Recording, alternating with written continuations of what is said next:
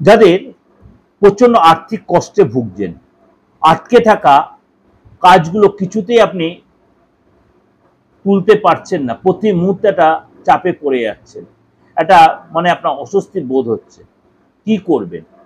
রাত্রিবেলা শোয়ার সময় তার আগে বাজার থেকে বা আপনার অনেকের বাড়িতেই পুরনো রূপোর গ্লাস হয়। রাত্রিবেলা শোয়ার সময় অবশ্যই সেই রূপোর গ্লাসটা ভর্তি করে জল নিয়ে মাথার শিওরে নিয়ে শোবেন এবং আপনি সেই জলটা সকালবেলা ঘুম থেকে উঠে সেই রূপোর গ্লাসের জলটা আপনি নর্থ ইস্টে রাখবেন, কিন্তু আপনার ঈশান কোণে বা মাথার শিওরে। মাথাটা আপনি পূর্ব দিকে মাথা দিয়ে শুতে অথবা দক্ষিণ দিকে আপনি চেষ্টা করবেন জলের গ্লাসটা নর্থ ইস্টে রাখতে। সকালবেলা উঠে আপনার বাড়িতে বাসি মুখেই, ভালো করে শুনে, বাসি মুখেই সেই জলটা আপনার বাড়ির ব্যালকনিতে, আপনার বাড়ির উঠোনে, গাছের গোড়ায় কন্টিনিউ 21 দিন ঢেলে দেন।